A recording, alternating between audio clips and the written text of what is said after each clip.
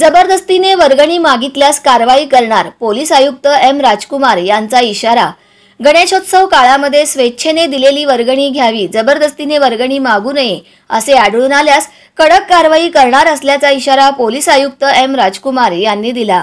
गणेशोत्सव निमित्त पोलीस आयुक्त एम राजकुमार यांच्या अध्यक्षतेखाली गुरुवारी पोलीस आयुक्तालयाच्या सभागृहात शांतता समितीची बैठक पार पडली। त्यावेळी ते बोलत होते।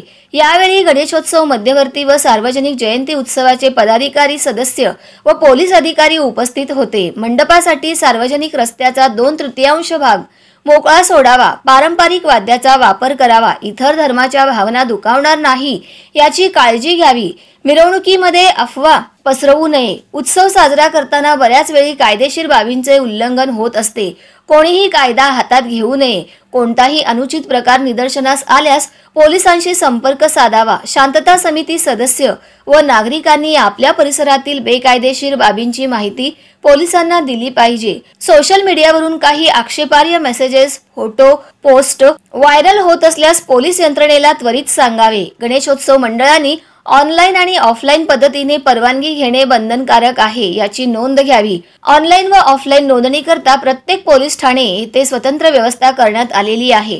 पोलिसांनी दिलेल्या सूचनांचे पालन करावे। या बैठकीस विविध मध्यवर्ती महामंडळाचे पदाधिकारी, पोलीस उपायुक्त अजित बोराडे, दीपाली काळे, विजय कबाडे, राजन माने, महापालिकेचे शशिकांत शिंदे, संदीप शिंदे, राजेश परदेशी, भारत वनमाने, धर्मदाय आयुक्त दत्तात्रय दायगुडे आदी उपस्थित होते। मंडळांना दिल्या या सूचना।